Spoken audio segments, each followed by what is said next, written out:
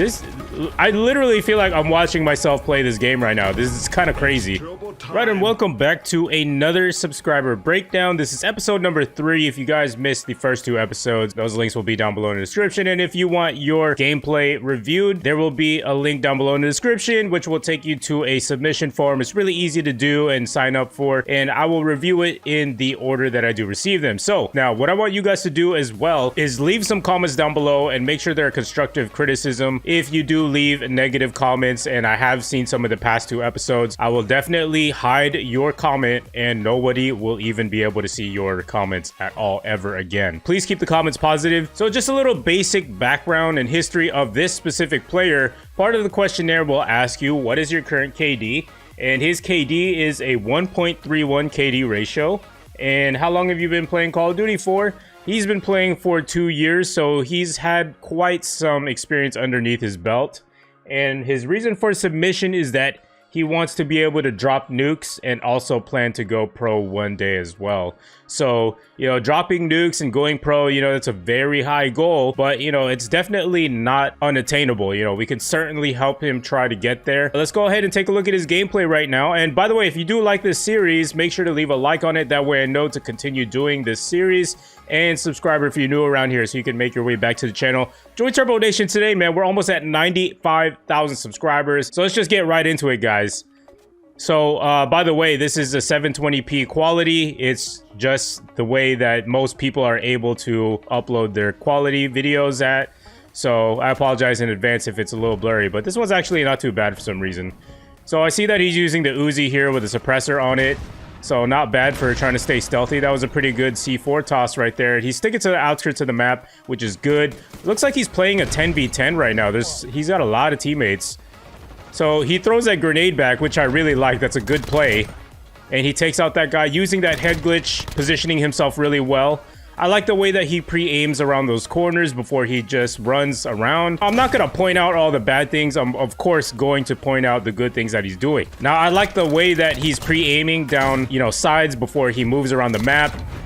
And that's a really good example right there. He's actually doing really well. At this point, I have no qualms or issues with how he's playing the game. Now, let's see what happened here. Okay. You know, there's nothing you could do about that, man. That's just the way that some people play this game. They like to sit in corners. Those type of people you don't ever want to aspire to be because they never improve at the game. Those are probably people who just pick up the controller like once or twice a month, you know, because they're bored or something like that. But anyways, yeah, he seems pretty upset about that right now at this point. Wow, he has got pretty good accuracy. He knew that there was some activity going on in that area. That's why he was pre-aiming there, waiting for the opponent to show up. So I still like what he's doing here. He's sticking to the outskirts of the map. And I'm also looking at that mini-map. Actually, this is a small little thing. He could definitely change his mini-map to make it square so that he has about 20% more area to look at on his minimap. So that's something that you could actually change in the settings if you guys didn't know. All right, so let's just go ahead and continue here. So he's pushing down to the cafe. He's pre-aiming down every line of sight. He's approaching the situations cautiously. All right, he decides that it's not okay to go that way. Little bitch. Okay, he's looking at his teammate. By the way, guys, if you guys are going to upload videos, make sure there's no commentary. I don't want to hear any commentary. I want it to be as raw as possible. Wow, I like the way that he just dodged that whole entire situation right there. He avoided that bouncing Betty. So he reloaded right here with that munitions box. He's pre-aiming. He's looking at that mini-map. Obviously, that's telling him where he needs to go. So he's engaging in a gunfight there. He's using the Uzi. The Uzi's not really great at long range. But you know what? It wouldn't hurt to try.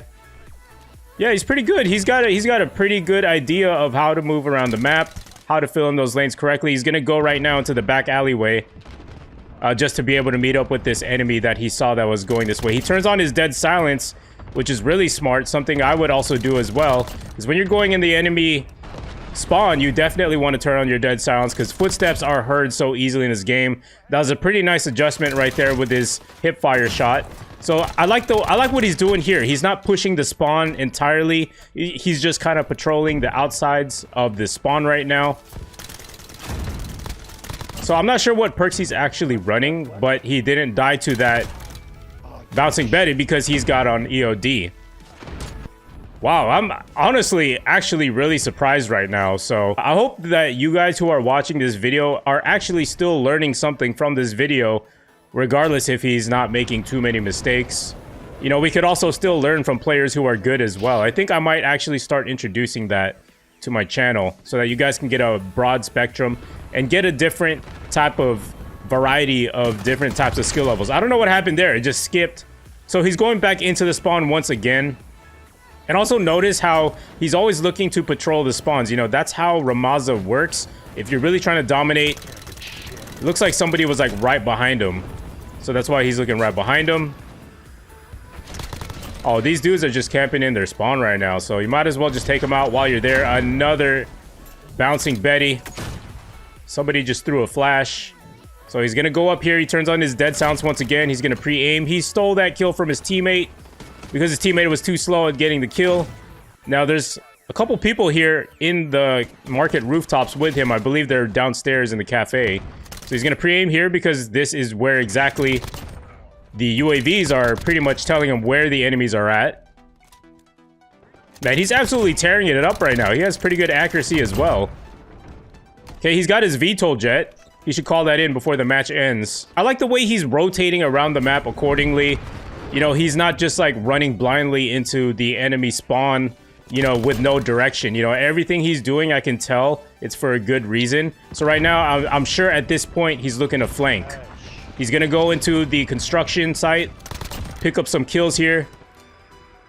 So he's actually going to go into the, I don't know what this is, the electrical shop. And he's still sticking to the outskirts of the map. He's not just going down the middle of the map.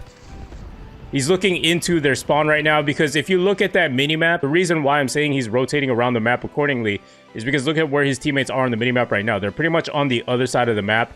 And by theory, that should mean that the enemies are in the areas where your teammates are not at. So he's always looking to get the flank. You know, that's why I'm saying everything he's doing, it looks like he's doing it correctly. He's moving at the right times.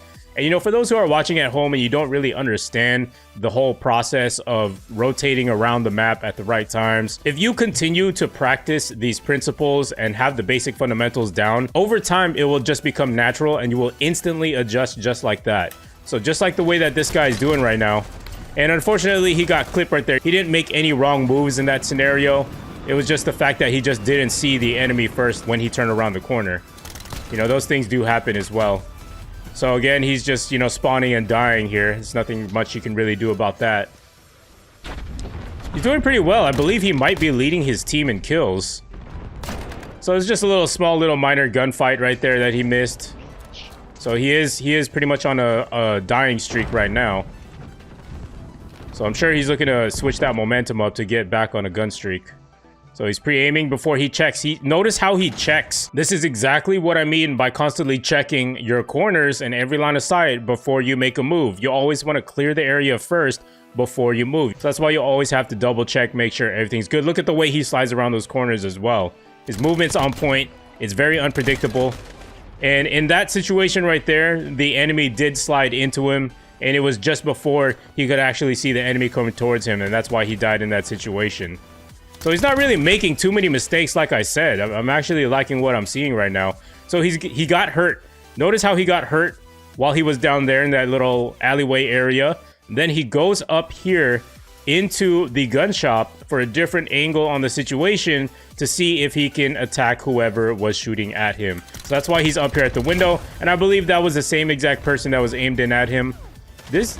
I literally feel like I'm watching myself play this game right now. This is kind of crazy.